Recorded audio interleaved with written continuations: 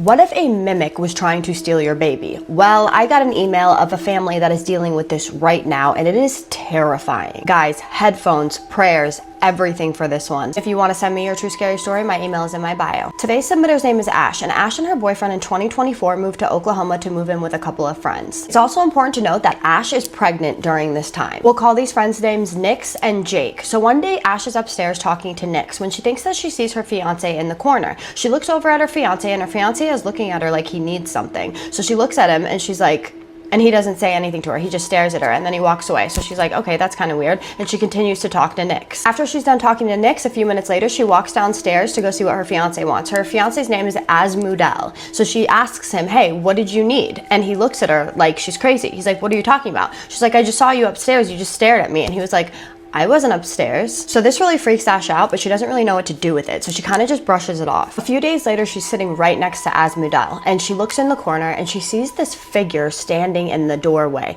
Now this figure looks exactly like her fiance, and she's so confused. She's just staring at it as her fiance is sitting right next to her. So she's staring at this thing, it's staring back at her. She said that literally 2 or 3 minutes went by before she broke contact with this thing. She was so confused and in shock that she couldn't even move. And out of nowhere, this thing just vanishes. She doesn't really know what to do with this. She's like, should I say anything? Should I not? I am so confused right now. But she decides not to say anything because she's freaked out and she doesn't want to seem like she's crazy. This is just the beginning of the terror that happens to this family. A couple of months later, at the end of April, beginning of June, they move into their own house. One thing about this house is everybody knows that it's haunted. The reason being is because her fiance, Asmodel, used to live in this house. An example of something that happened to him when he was a kid, one time he was talking to his dad in the kitchen about his ceiling fan in his room. He goes back into his room, he lays in his bed. Something tells him to get up out of his bed immediately. So he jumps up, he gets out of his bed, and the minute he steps foot on the ground, the ceiling fan falls on the bed. So now they're living in this house, and one day in mid-June, her fiance had gotten a job where it kept him away from home for a little bit, and she was still pregnant during this time.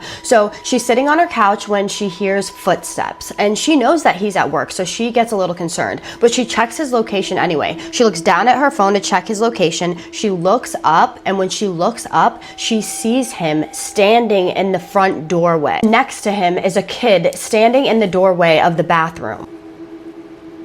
Now, Ash is absolutely terrified at this point. She cannot move. She is literally scared for her life. Ash said before this incident occurred, her baby would move around fine in her stomach. But after this incident occurred, she stopped moving around so much. And when she was born, the umbilical cord was wrapped around her neck twice. She almost was unalived. Now, you may think this is the end of it, and so did I, until I got a follow-up email from her, and she was terrified in the email. She said, something is going on in my house. Please, I don't know what to do.